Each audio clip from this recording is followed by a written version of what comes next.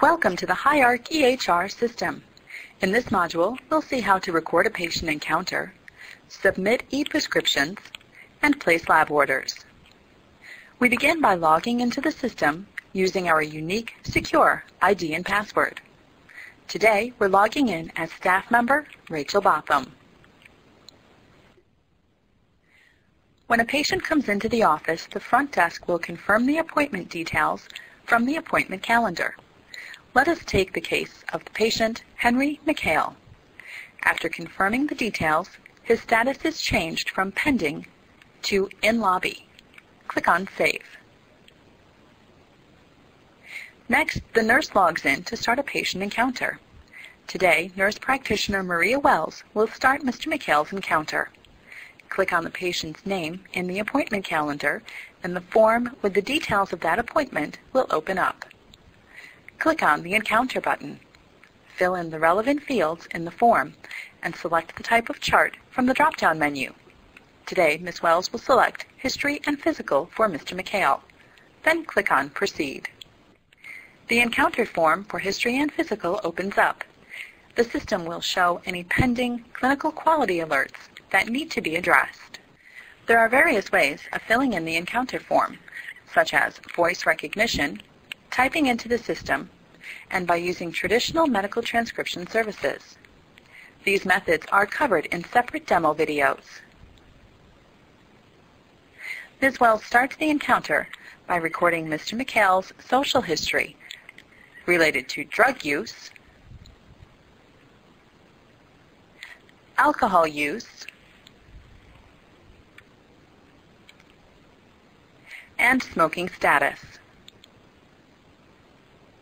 Recording the smoking history is important for meaningful use compliance.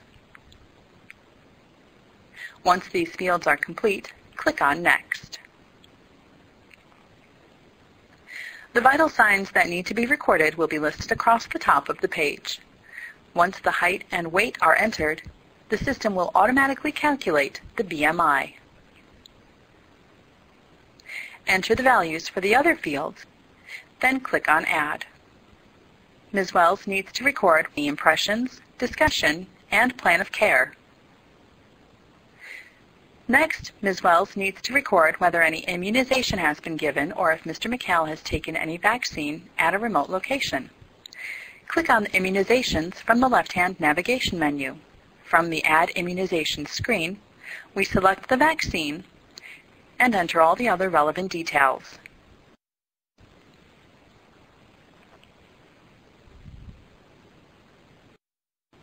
Since the vaccine was taken at a remote location, we check that box at the bottom of the page. Click on the green button to add the vaccine to the list. Then click on Record Immunization to submit it. Ms. Wells can now go back to the home page by clicking on the Home button at the top of the screen.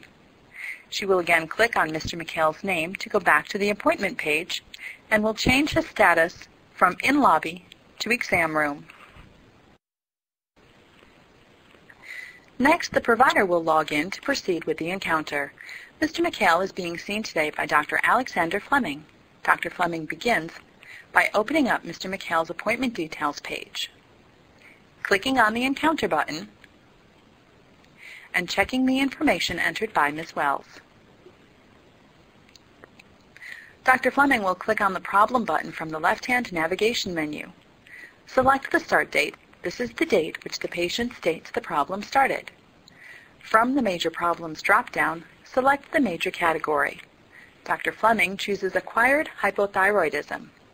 Once the selection is made, all the problems in that category will be listed under the Problem drop-down. Select the relevant problem from the drop-down list and click on the green arrow to add it. If there are multiple problems to be added, repeat these steps. Any number of problems can be added at once. Here, Dr. Fleming will add 2. If the doctor wants to provide any educational material to the patient, click on the blue and green icon next to the appropriate problem. Educational material specific to that problem will be displayed. If the doctor feels that any problem was added in error, click on the red cross mark to delete it before submitting the problems. When finished, click on Record Problems. As soon as the problems are recorded, the e-prescription button in the top left-hand corner will be enabled. Click on this button to proceed to e-prescribe. A detailed demo video of the e-prescription module is available separately. Here we will go to prescribe medications. Since Mr. McHale is an established patient, you'll notice the allergies are already listed at the bottom of the page. Dr. Fleming will now add a medication for Synthroid 112 milligrams. In the Prescribe a Medication section, enter the first few letters of the drug and hit Find. All the drugs matching that criteria will be listed, and we can choose the one we want. Dr. Fleming will then enter the dosage details for this medication, including the medication form, how many times a day to take, for how long, the quantity of the medication, refills, and any additional notes. Then click on Continue to place the order. The Review Prescription page will show up. Click on OK to complete. Dr. Fleming will now stop one of Mr. McHale's existing medications. Click on Manage Medications and click the Stop link next to the appropriate medicine. Dr. Fleming is going to stop Advil. You can select the reason for stopping or add any notes, then click on Stop Medication. Dr. Fleming will now add a refill for Diabeta.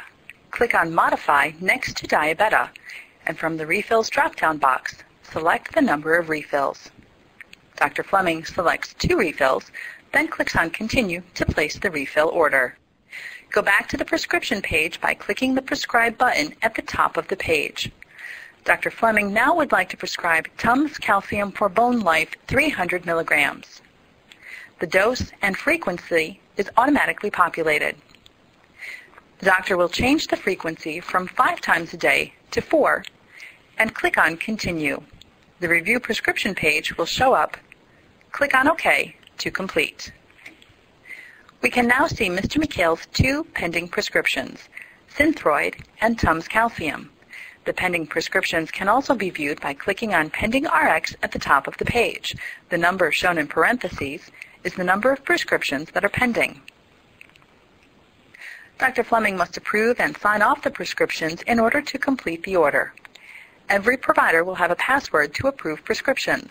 Once approved, there's a notification saying the prescriptions have been signed and sent, and these medicines now will be listed under the medications list. Next, Dr. Fleming will place the radiology order. Click on the radiology request from the left-hand navigation menu.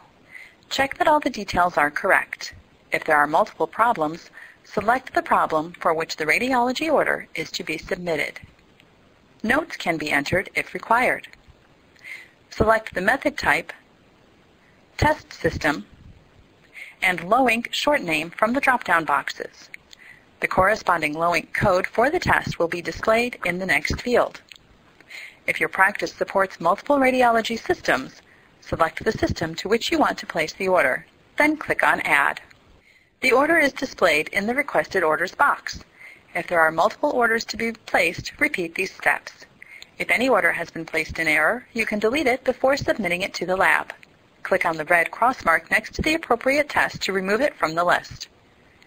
Click on Place Orders to submit. Dr. Fleming will now place the lab orders. Click on Lab Order Request from the left-hand menu. Check that the details are correct and select the problem for which the lab test is to be ordered. From the drop-down box, select the low-ink short name of the test you want to order. The corresponding low-ink code for the test will be displayed in the next field. If your practice supports multiple lab systems, select the lab system to which you want to place the order. Enter the other fields, including specimen source, specimen site, and specimen disposition. Then click Add. The order is displayed in the Requested Orders box. If there are multiple orders to be placed, repeat these steps. If any order has been placed in error, you can delete it before submitting it to the lab. Click on the red cross mark next to the appropriate test to remove it from the list. Then click on Place Lab Orders to submit. Once the lab orders are submitted, Dr. Fleming will record the procedures. Recording the procedures is an important area. The CPT codes needed for the superbill are generated from here. Click on Procedure from the left-hand menu. A box to add procedures is displayed.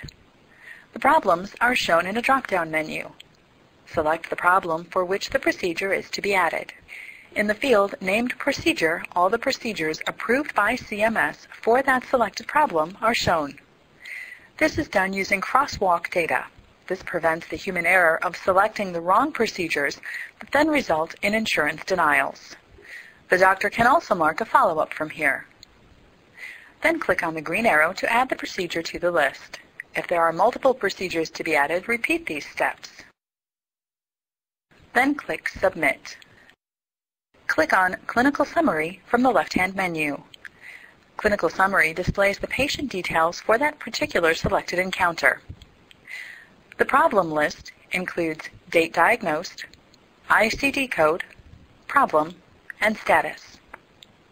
The medication list includes all the details of medicine such as start and stop dates, generic and brand names, dose, frequency, status, etc. Allergy list includes the allergy type, allergen, reaction, and status. And the diagnostic test results show the date of the test, the name of the test performed, test result value, and the normal range if applicable. The clinical summary is a very concise set of data regarding a patient's encounter. Click on Patient Summary from the left-hand menu. This report gives a complete overview of the patient's entire health information to date. It has the vital signs recorded in chronological order, the allergies and immunization details of the patient to date, and the status of each of the listed items. The problem list shows the date on which a problem was recorded and the present status of that problem. We will now see how to change the status of a problem. Select the problem fever and enter a stop date for that problem. Then click on Update. You see that the problem changes to an inactive status. Also notice the medication list shows the list of medications that have been prescribed for this patient to date. It shows the list of active and stopped medications. In the case of stopped medications, it shows the date on which the medication was stopped. This report is very helpful for the doctor to get concise information of the patient's health record. We now go back to the prescription page and notice that fever is not in the active list of problems because we changed the status to inactive. Click on Manage Problems and you can see fever shown as inactive problem. The system automatically calculates the PQRI measures and gives points based on the Stage 1 requirements. During the encounter process, the system gives alerts to the doctor about the quality measures to be taken care of. The doctor can click on Pending Quality Measures, and any quality measures that have not been complied with will be displayed here. This will enable the doctor to take care of those measures. This, in turn, will result in higher PQRI points for the doctor. We recommend that the doctor checks the pending quality measures to ensure that all the quality measures have been taken care of. We hope you enjoyed this demonstration video. Please contact us with any questions or feedback by calling our customer support hotline at 315-362-9800 or visit our website www.HiArcEHR.com. Thank you for watching this demonstration of the HiArc EHR system.